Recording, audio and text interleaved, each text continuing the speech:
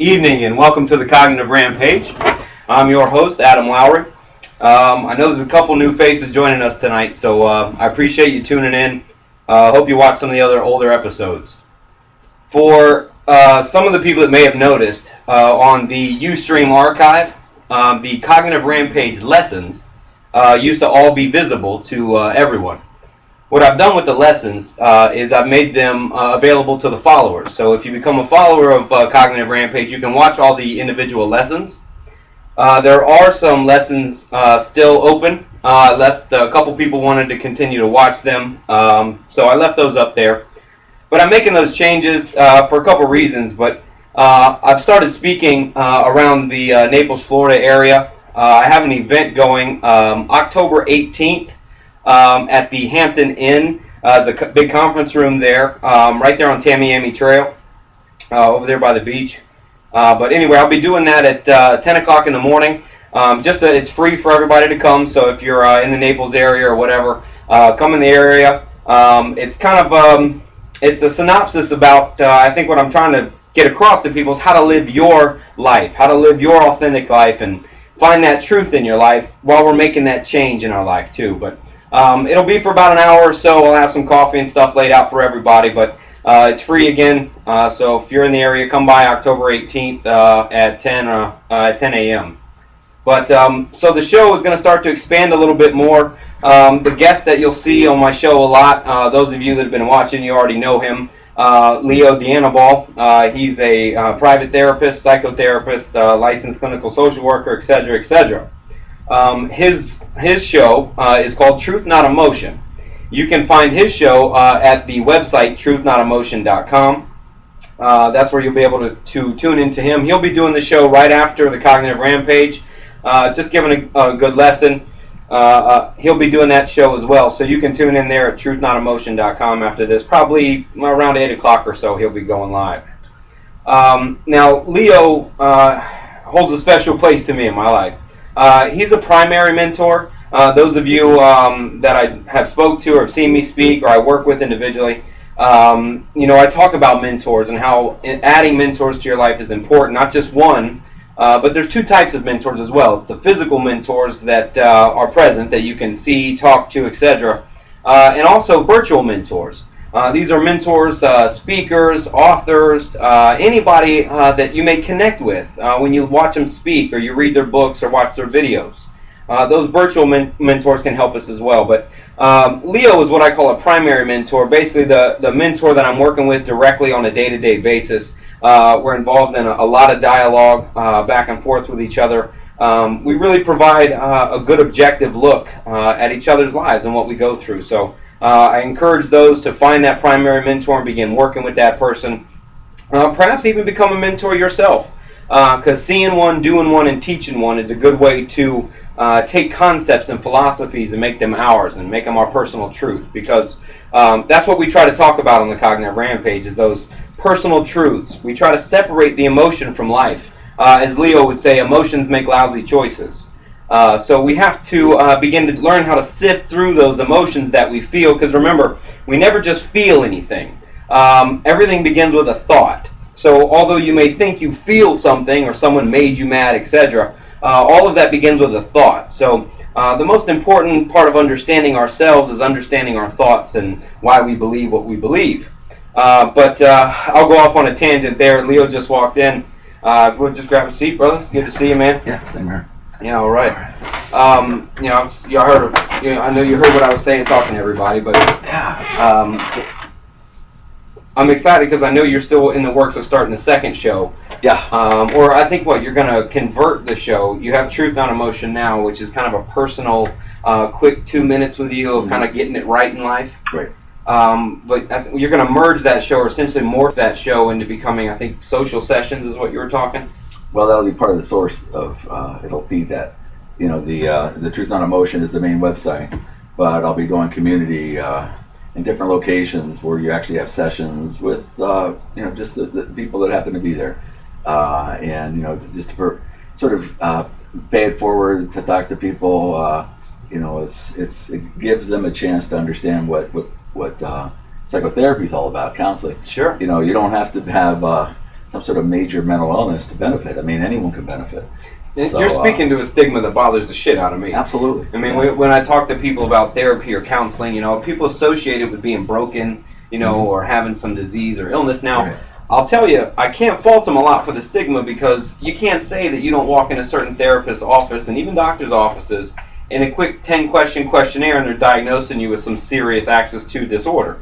I mean, so you got to be careful, and when you walk into those. I mean, you got to be as proactive in discovering what's wrong with you as they are. Well, and be informed. I mean, that diagnosis that might give you is more for the insurance companies. Mm. You're not a label. Everyone's an individual. Right. But if you're going to use insurance, the insurance companies want some sort of diagnosis. But that's something that is separate from who you are. That's where don't let labels, don't let emotions define you. Right. Those are all things that maybe surround me or accompany me. Yeah. But that sort of awareness helps people be able to move forward and know why I'm going here is for this purpose. Yeah. It's not. I mean, I look at it like an oil change. It's an oil change the way I talk to people, to where you change the oil on your car every so often. Right. I mean, to be able to go in and kind of change the oil on your thoughts, what you're thinking, There you go. Bounce that off. Maybe discover where you're changing in life or anything. I mean, if anything, it's an enhancement. We're quick to buy supplements, additional enhancement products to enhance other things. Absolutely, yeah, that's the whole thing. But we don't enhance our minds for the most part. I mean, we look, and people don't. It's it's something that even if you're going, we're letting going in your direction. Yeah. How do I sustain it? Sure. How can I go on from here? Because And we're always changing and getting better. So it's always growth. why not go for growth and improvement as opposed to going to fix something? There you go. That's why we do it. Yeah. So what do you want to talk about tonight? Well, I got to remember the guy's name. Remember I was talking to you about him outside. So yeah, help me remember this guy's name. I'm drawing a blank on He's it. a psychologist. He's It's a neat concept. Well, the concept he's talking about, morphic resonance, right? And this concept of morphic resonance, this guy was on the Joe Rogan show talking. Oh my gosh, I got Rupert Sheldon, Skeldon, something like that. Fascinating individual. But he had done these experiments. He's essentially the inventor, creation of the notion of morphic resonance.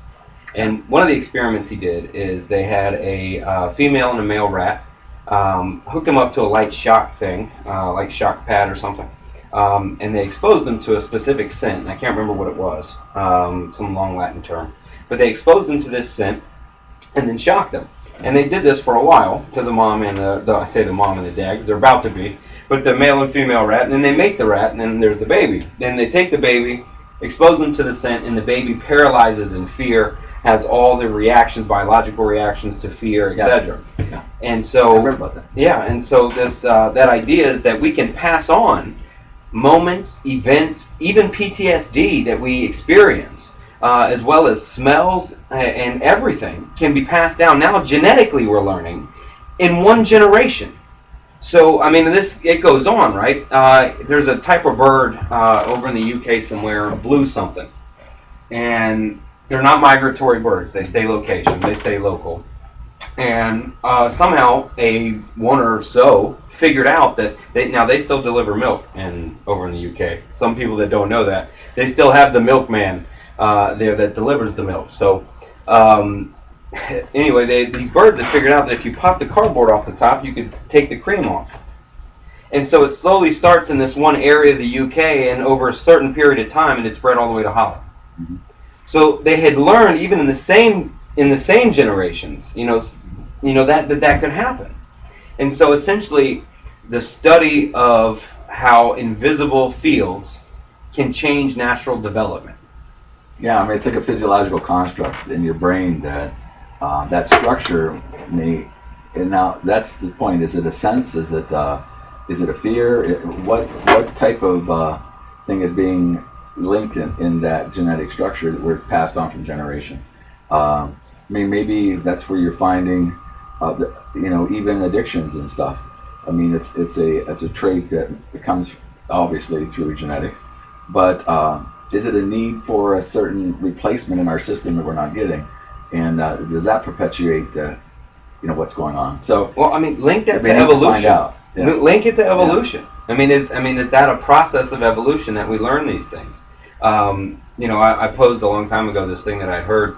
I forget his name too, but he poses the idea that he did a study of all these children all over the world, and the children all over the world seem to be afraid of the dark, right? And they're afraid of so-called monsters in the dark. Well, he links this to evolutionary development. That there were times when, in the middle of the night, you would be snatched by a saber-tooth or a giant animal or a monster, if you will. And this would happen regularly when we're combined as tribes, etc. Right. And so he posed the idea that this notion of afraid of the dark of monsters, because really, where did that come from? And that it's just what's left over from this morphic resonance. Yeah, I mean, you can see how, a lot of, maybe that's what we talk about instinctually. Maybe the instinct itself is what's generated and passed on. Sure. But I mean, those moments, learned behavior. I mean, if that moment happens to where maybe they survive, maybe they don't. If it's a known thing, maybe the village is ready for it, so it happens they defend off. Well, the thing is, in almost every culture, that fear of something being under the bed, you can find it in almost any culture. Well, that's what he's saying. With little kids. That's what he was stating. So definitely, you can see how there's some interesting stuff going on there. It's wild. I mean, the research that's there, man. There's research now, even for psychotropic medications. It used to be, they've come a long way. Sure. And even 10, 15 years ago, it would address the problem behavior, but also tend you didn't want to have addressed. But they find these neuropeptides, they're doing studies that each neuropeptide is responsible for a certain type of thought and emotion, whatever. And you can, it's sort of scary because then you can genetically engineer, theoretically, everyone to be the same. Now this guy, I've heard a lot, we all hear a lot about the DNA and discovering the genome, etc. Right. And that I think there's 20,000 genes that make us up, essentially, and we're pretty much parallel to some small animal. And now these 20,000 genes, the same guy that I was talking about, posed that it's bullshit. He's like that just because you find out that this gene does this, now I'm going to butcher this. Now, because you can find it doesn't mean it means, because one gene or 5 certain genes will combine to work with hearing or sight or nose shape, etc. But it varies in different people. So when you start to pull from genes that do a little this or a little that, like you're speaking to, it doesn't give us quite the development we thought it would. Right. And he even spoke to the researchers that put this out there. It's something to look into. Honestly, watch the Joe Rogan show. Tune into all of those all the time. Along with a million others that I listen to, but interesting things on this guy's show all the time. But that idea, you talked about substance abuse there for a minute, and it posed a thought for me. Because you and I are heated on the debate of it being a disease or not. So we go back and forth about whether substance abuse is a disease or it's not. And I think you're just being argumentative, sir. I know, I could be. Maybe I am. Imagine that. Maybe I'm just having a cognitive rampage. I think maybe that's it. Yeah, I can do that. So, still a good conversation. But, if it can link this to the substance abuse, it almost shows it to be genetic. But is it really the genetics that are passing along the experience, per se? Could it be something else, another invisible force that we don't see, like this idea of morphic resonance? But however it transfers, wouldn't the idea or the need to do the drug, if that transfers by one generation to the daughter or the son, is it the need, or could the idea that it's bad for you and destroy your life transfer as well? It's more, I think, physiologically based. Most of the reactions are a physiological response. Like the mice jumping on, when they hear that. Right. Well, but no, your body has a physiological reaction when you do the drug. That's what I'm talking about. Right, but, that's maybe the outcome of the reaction. But initially, there's a lot of studies that will test that there's a genetic predisposition. For addiction. Agreed. And 100%. But you figure, what is it about my physiology that I actually crave this, or I crave that, or this is my drug of choice, but why not that? Right. So maybe physiologically, one way to address how you're feeling is simply to find what resolves the issue the best for you. And that's the physiological craving. Like, some people crave salt, some people crave, sweets, what is it about me that I find that this is a remedy for what I'm looking for? Okay. So why do people, go for opiates? Why does that become the drug of choice per se? Why is there a drug of choice per se? But you start to see though that opiates, and when you talk about your endorphins, these runner's high, or if you cut yourself, all of a sudden it's numb because the endorphins are released in your system. Well, I mean, stereochemically, they're identical to the stereochemical structure of opium. Okay, yeah, so you get that same... Right, so if I'm looking to relieve pain within my system... That's what it's doing. Then I find something that bonds at a receptor site that sort of quells that pain or that need. Sure. So, I mean, it's out of my domain, but it's fascinating, and the more they find out, it's going to benefit people in a lot of different ways. But you start to see then anything that keeps us from being in equilibrium is probably based physiologically. Sure. And that's where you see the physiological aspect of a disease process. The same way if I'm not getting enough of one chemical, I may have migraines. Another chemical, I start to develop gastric ulcers. So it's a reaction to a physiology, which defines a disease. So that's where is the etiology. How we treat the symptoms now becomes a different issue. Right. But that's us trying to reach out for something based on removing an emotion, removing a pain, and whatever works, whether it's good for us or not. Then you develop a psychological addiction that this is what does it, so I need that. Yeah. And then you start to form a physiological addiction, by the tolerance you put up for it. Sure. So the next thing you know, you have an addiction. Yeah. So. And it leads to that. And I do a lot of work with addiction, obviously, and I even find myself now correcting some professionals when I find them using the word drugs so vaguely. They don't understand that word drugs is vague. It's a vague ass concept. And I mean, you use it by explaining the definition between a medication and a drug, right? But even that notion between that, they're lumping natural existing drugs into the same category.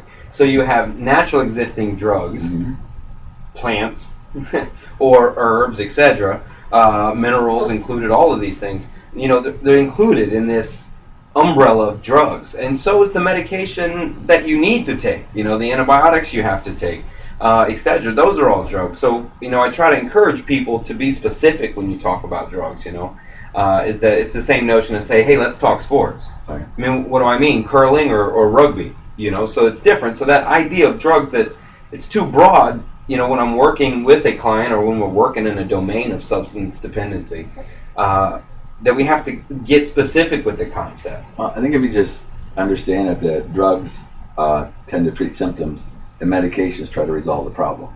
But if you overuse a medication, be it herbal or whatever, and it gives you an altered state of consciousness, then at that point in time you're moving into a drug state. So are you trying to... When those states can be reached naturally sometimes, not to a full extent, but can be reached naturally through deep meditations, etc. I even find some of those when I'm doing an outdoor activity that's kind of a level of extreme or something. Right. You can find those same euphoric type feelings that are there, those natural existing feelings, right, by approaching those ways. Well, but then again, that's self-induced as opposed to artificially induced.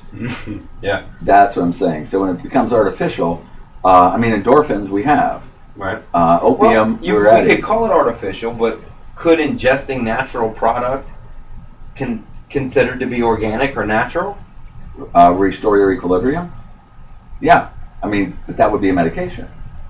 Okay. Yeah, even if you're coming from a holistic perspective, it's just we can't say that we're putting a medication into our body as we may be putting something natural into our body, like fruits and vegetables that serve a purpose themselves. Right. Well, but you might think it largely is used to maintain health, a good diet, proper, understanding of what it is you eat and how it affects you. But but if there's an abnormality, and that's the whole thing with drug research, as you would put it, when you research drugs and find out their specific applications that help resolve issues, maybe that moves into the category of a medication then. Sure. And now the way medicine, I'm going to call it social medicine too, because they're all operating in the same function for the most part. So, I mean, even medicine these days, I mean, the way that's happening because of how it's being treated. I mean, I talk about those statistics all the time. It's something that gets under my skin. Right. Is we all know from all professional aspects that treating anything with talk therapy, psychotherapy, with pharmacology gets your best outcome by far. And we know that.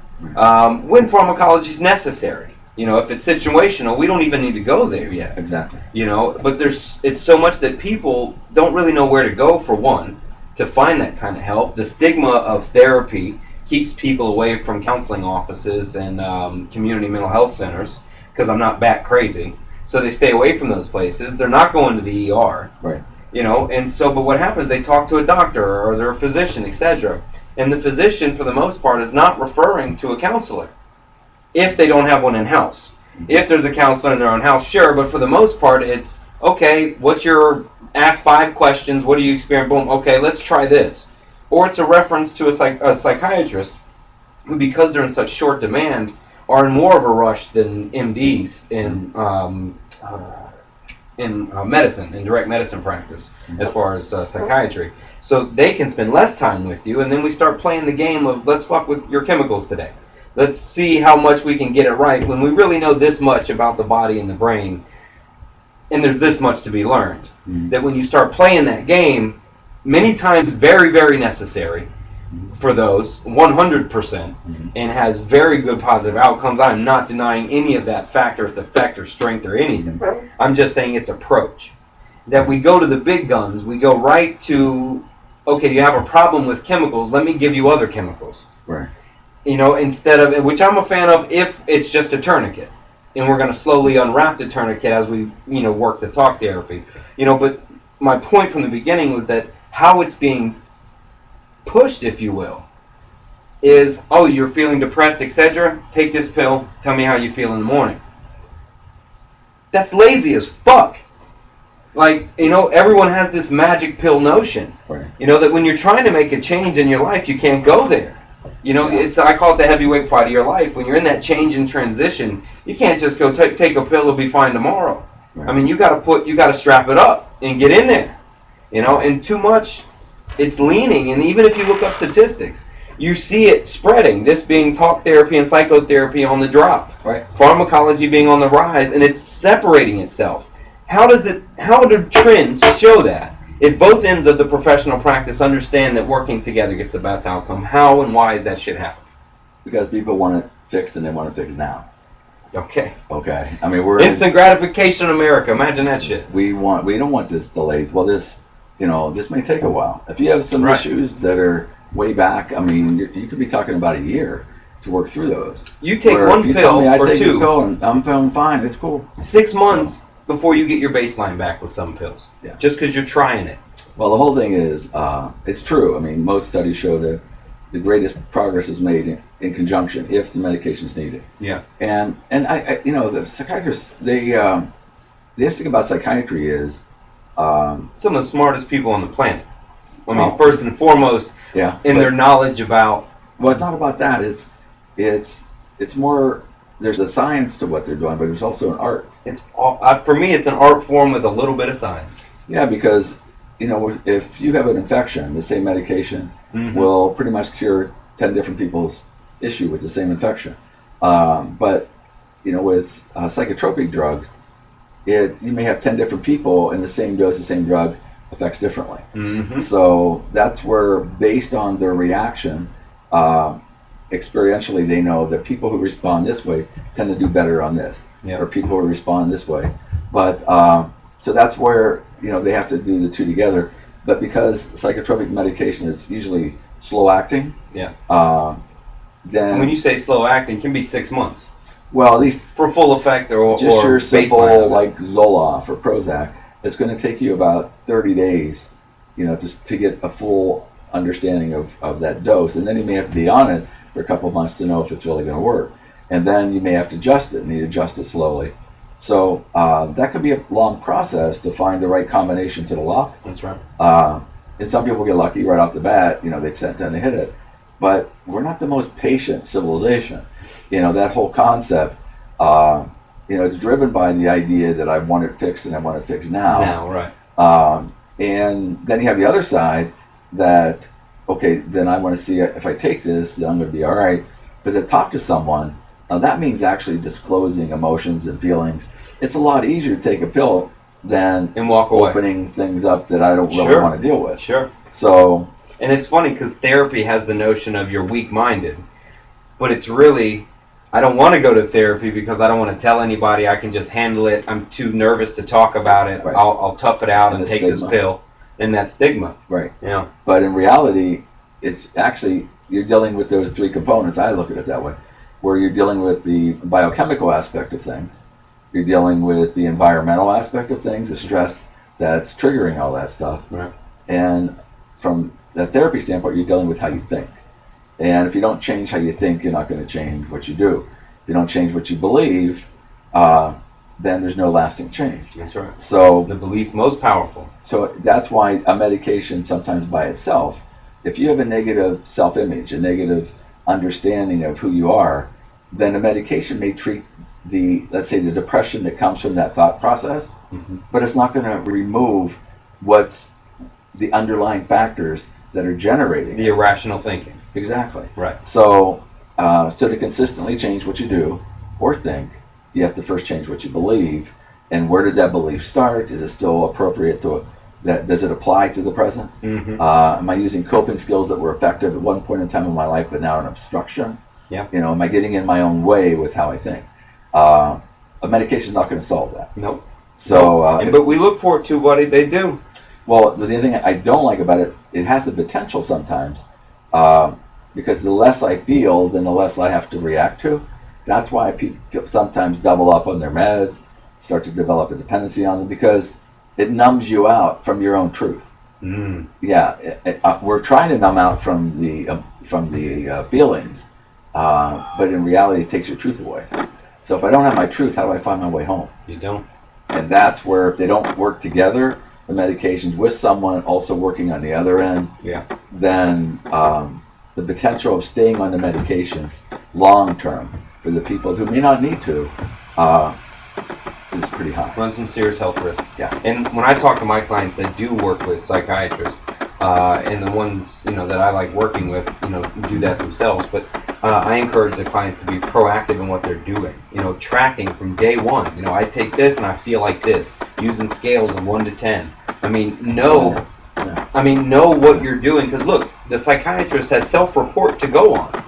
And when you sit in front of a doc and go, it's okay, I feel a little better, you can't fucking work with that. And so the patient's got to be proactive with the doctor and show up going, hey, at 10 o'clock I felt this and I had this pill. It diminished by this. And when you can track that, bring that to a psychiatrist and let him do his art, and let him do what he does. And then it can be beneficial. But if you're not going to be as proactive in it as they are, I mean, you're magic pill hunting. Well, why we came up with the 1 to 10 thing is because you say, well, I feel kind of bad. Mm-hmm. Well, I'm checking something because the camera's messing up, so I know what I'm feeling. We're all but good. I'm not sure. we're all good there. So if you know that everything is a 1 to 10, okay, that's cool. Yeah. But everyone could relate to if 10 is it couldn't be better and 1's the pits. Right. And if I say I'm a 3, then you get a good idea where they're coming from. Sure. And for them, they know what a 3 is.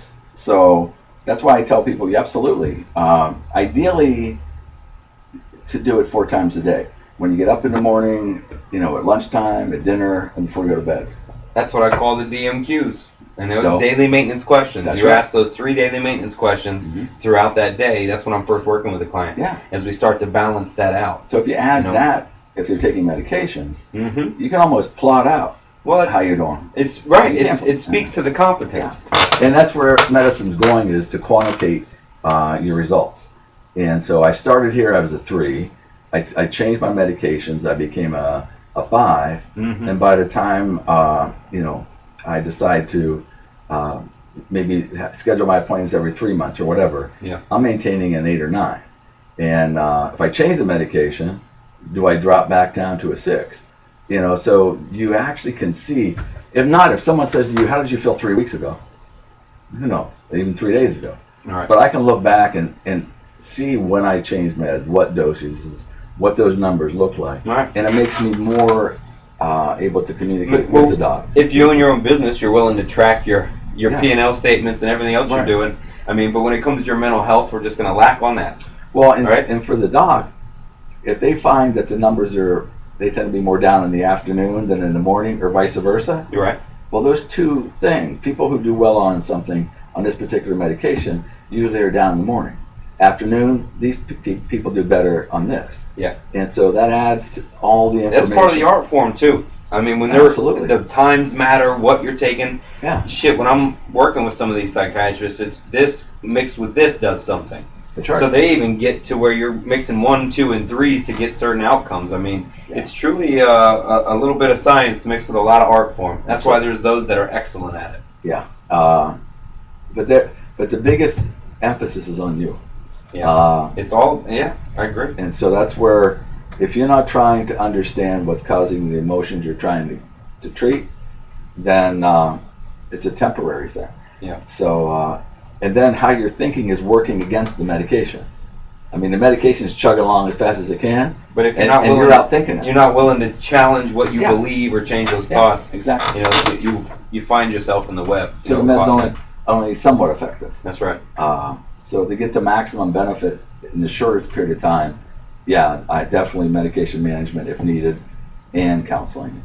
You'll get the best and fastest results. Yeah, 100%, brother. So Man, went deep down. Got a little off there. that's definitely a domain I don't talk about much. It's all right, So- man. That's where it goes sometimes on the rampage. But But the thing you were talking about, the morphic resonance. yeah, I mean, you think about the idea of structure and the changes and how that resonates to all parts of your life. wow. When So when you talk about structure, you're talking about a daily structure of activities that are purposeful activities. or life changing, like the most stressful events in your life, like moving, like starting a new job, Transitions. those big transition moments. Mm-hmm. You're changing the structure, and every time you do that, that resonates throughout your psychological, your perceptions. Yeah. Everything's trying to regroup to attach to something to make it make sense. And I think people forget that. That's a huge point. I mean, hell, I forgot that when I moved from this one spot to another. But we do forget that a simple move like that, or a change in our routine to a point, it affects all the aspects of our lives like that. But sometimes we don't give it that much attention because we don't think we're supposed to. Yeah. And sometimes we don't realize why there's dust all around, when a small transition happens in life. Mm-hmm. I mean, that's why I work specifically with life transitions. That's what I call myself, as you know. And so those transitions are influential in our lives, like you say. And we have to pay attention to those transitions. If we shrug them off, or we deny them, or give them too much emphasis even, they can change us for the good or the bad. And you see then that it's the stress of those things that start to change you physiologically and emotionally. I tell people that Stress is stress is the killer. It's I mean, it's nice. already linked to the immune system and Everything. other diseases. Yeah. I tell people, look at anxiety as a natural part of life. Depression to a point, sadness, but I mean, it can be natural in life. But when you go from feeling good, if you imagine you just had all this body work done on your favorite car with a brand new paint job, and then as you're living your life, you're walking around with a ball-peen hammer. And every time you take some irrational thought that you have and create some self-anxiety, take that hammer and hit the car. And then keep walking.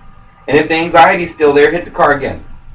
And now start to visit the thought that you're continuing to keep up the anxiety, and see if you still want to keep beating up your brand new car. And if you look at every moment as an opportunity to give energy, then we're looking to beat our car up. We have to change that thinking and look at every opportunity as a moment to reserve energy. Or change your perception. Or change the perception if we can't change the That's where environment. the pause comes in. Right. If we pause long enough to not just be reacting to the emotion, but responding to your own truth, Yeah. you're not going to hit the car. Well, I tell people we have to learn to become an observer of our thoughts as opposed to a reactor to our thoughts. And to do that, you have to, Be rational. to do that, you have to pause. You got to pause so you can play with the thoughts before we let them roll through. Exactly. It's about becoming the observer, man. But Yeah. we're running over our time period, I think, man. I was trying to keep the show to half an hour, but we'll go on anyway. That's cool. Whatever you want. Anything that coming up with you, your talk, your show? Just there's two different aspects. This we process whatever. I had no idea what we were going to talk about until I sat down. Yeah, we that's the cognitive rampage. We just rampage it out until we're done talking about it. Where we start sometimes is not where we end. But just know though, what we do on the show is just to get people used to thinking. And the more you're able to think, the more you're able to make good choices if you pause. And again, when in doubt, do as you'd advise. That's the easiest way to look at it. But appreciate you being here. Hang out for a little bit. Hang out for a little bit. Take on. No, we'll keep chatting. All right, cool.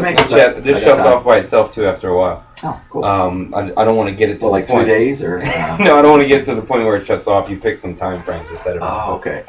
And the recording for the podcast too. So it's shutting down in a little bit. But so you told them you got your show coming up. Yeah. We told them about after this, morphine. right after we're done here, I'll do a brief little thing on